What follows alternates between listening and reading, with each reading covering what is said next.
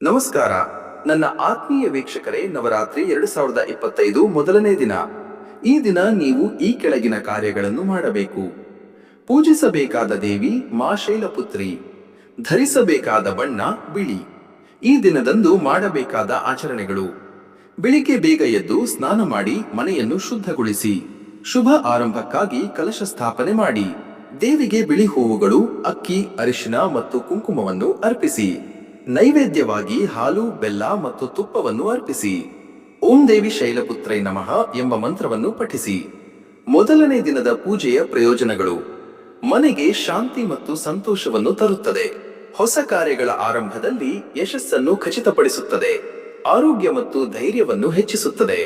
ಕುಟುಂಬದಲ್ಲಿ ಐಕ್ಯತೆ ಮತ್ತು ಪ್ರೀತಿಯನ್ನು ಬಲಪಡಿಸುತ್ತದೆ. ಈ ದಿನ ಬಿಳಿ ಬಣ್ಣವನ್ನು ಧರಿಸುವುದರ ಮಹತ್ವ: ಮನಸ್ಸಿಗೆ ಶಾಂತಿಯನ್ನು ತರುತ್ತದೆ. ಕೋಪ ಮತ್ತು ಸಂಘರ್ಷಗಳನ್ನು ಕಡಿಮೆ ಮಾಡುತ್ತದೆ. ಪರಿಶುದ್ಧತೆಯನ್ನು ಸಂಕೇತಿಸುತ್ತದೆ ಮತ್ತು ದೈವಿಕ ಆಶೀರ್ವಾದಗಳನ್ನು ಆಕರ್ಷಿಸುತ್ತದೆ.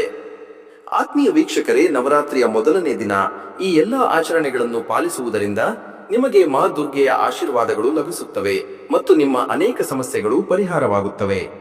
ಎಲ್ಲರಿಗೂ ನಮಸ್ಕಾರ.